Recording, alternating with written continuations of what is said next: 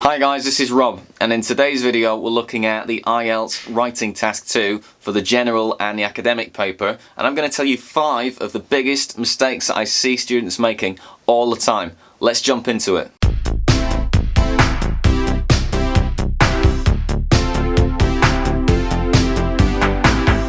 This is the My English Teacher Rob channel, where we're all about helping you to become more fluent and confident in English so that you can go out into the world and make new English speaking friends and connections. So if you find this video useful, consider hitting the subscribe button before you leave. And we're here today looking at IELTS Writing Task 2, and know that there are lots of other problems that you guys are having as well with this task. So I want to ask you, what problems are you having with writing task 2 at the moment? Put them in the comments underneath this video so that I can read them later on. Let's get started with point number 1. Problem number 1 is using essay templates that you've downloaded from the internet to provide a structure for your essay. I understand why this is happening because these things are all over the internet. It only takes a quick Google search to come up with a result that shows something like 6 free essay templates that will allow you to answer any IELTS question.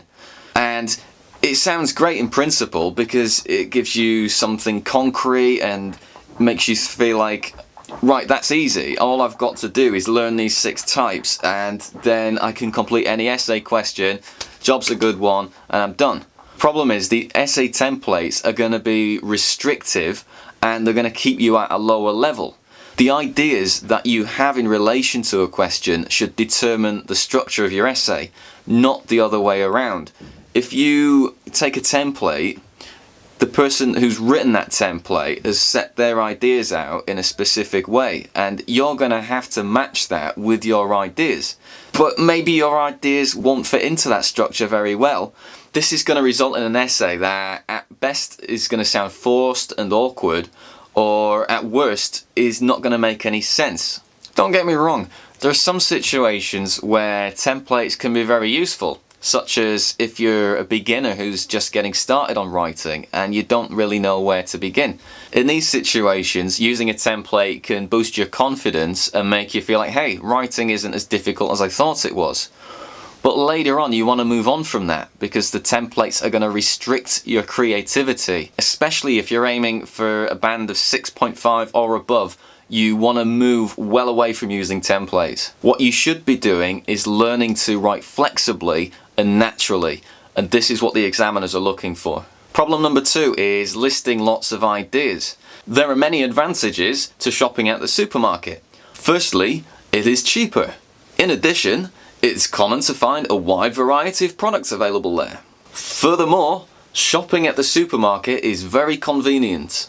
Stop, please. I see you guys doing this when you haven't really written an IELTS essay before and you're maybe not exactly sure what the examiners want. And hey, some of you are really creative and you've got lots of ideas.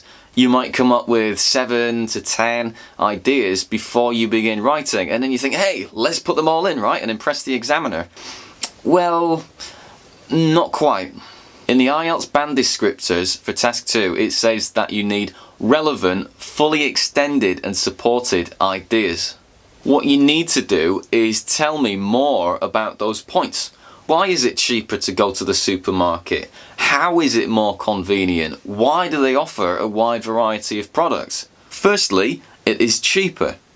As supermarkets have greater purchasing power and more storage space compared to small stores, they are able to obtain large discounts from suppliers. This enables them to offer products to consumers at more attractive prices. In this version, we've got the idea, then we've got the explanation of the idea, and then we've given further information, so it more closely matches what Cambridge are looking for and what they talk about in the band descriptors for the task. Think of it this way: quality over quantity. It's much better to just give a few ideas, a few good ideas, and to explain them really clearly and thoroughly than it is to include all of your ideas and not really explain them and leave the reader feeling confused.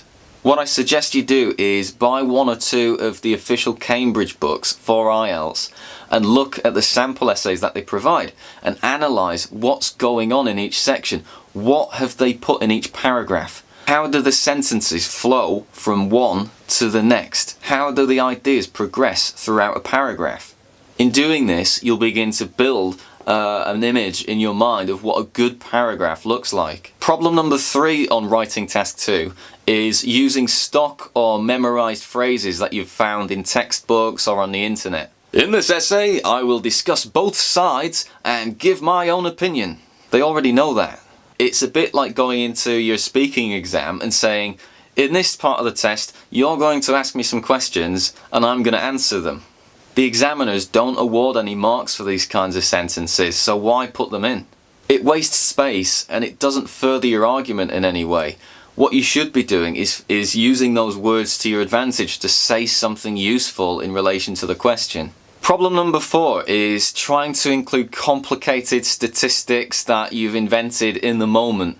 In a recent study carried out by Cambridge University, it was shown that 27% of people over the age of 65 did not regret divorcing their partner. I get why you do this, because you're trying to impress the examiner by making it sound more formal and academic, but it's not a required part of the test, and the examiners are not going to give you any extra marks for it.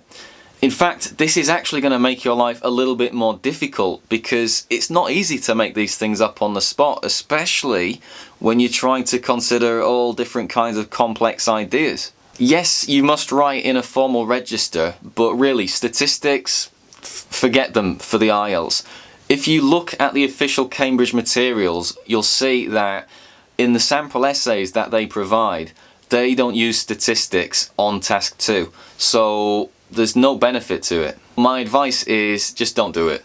What I suggest you do is get really good instead at discussing other people's opinions and giving your own, using sentences such as, it's widely accepted that, or vegetarians might argue that, or many doctors have defended the idea that. The 5th problem I want to talk about for writing task 2 is including new ideas or new information in the conclusion. The word conclusion suggests that you've already presented all of the main relevant ideas that you need to support your point of view, and that you're ready to give your final decision to the reader. So when you throw in a new idea, it makes the reader take a step back and think, hang on a minute, I thought you'd already given all the information. Now I'm a bit confused. I know what's probably happened, right? You've gotten through most of your essay, you're about 5 minutes from the end of the test, and you start to panic. How am I going to finish this essay up? I've got to reach that 250 word count, and if I don't, I'm going to lose marks. So I look back at my ideas and I think I'm going to put in one of those new ideas to fill up the space. Well, not quite. We should never take the filling up space attitude when we're writing on the test. Introducing new information in your conclusion weakens your argument. What you should be doing at this stage is restating your own opinion and then justifying it by paraphrasing and summarizing the ideas that you've already given in the main body of your essay. There is a little bit of an exception to this rule, and I think it's one that a lot of you find confusing. This is where you put something in the conclusion that furthers the main points that you've already given without upsetting the balance of your arguments in any way. For example, imagine that the essay that you're writing for is about whether or not people should become vegetarians. So maybe you put 3 main points, which are vegetarian food is widely available and is very healthy, but the disadvantage is not everybody wants to become a vegetarian. In your conclusion, it would be okay to say that perhaps those who choose to eat meat could also include some vegetarian options in their diet. This point is clearly linked with the 3 that we've already given. It's a logical consequence of the 3, and it doesn't upset the balance towards advantages or disadvantages in either way. If, however, I were to say something like, the industrial production of meat has been linked to an increase in the amount of greenhouse gases in the Earth's atmosphere, this is clearly a disadvantage, and this is not linked with the 3 points that we've already given, so it's going to upset the balance and confuse the reader.